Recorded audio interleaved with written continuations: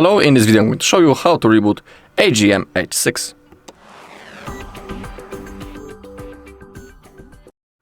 Okay, the process is really easy. All we need to do is to launch the power menu, and we do it by holding the power button, which is right in here. Simply hold it, and now as you can see the power menu appears.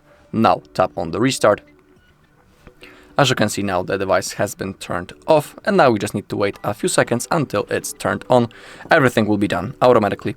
Also, I will tell you that performing a reboot from time to time is good for your device health, because basically during that process our phone rests for a moment, the RAM gets freed up, so that is why it's worth doing.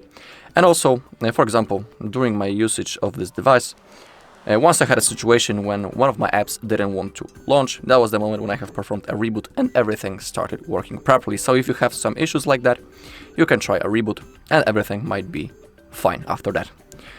Alright, and that's all in this video. Thank you all for watching. If you found this video helpful, please leave a like, comment and subscribe.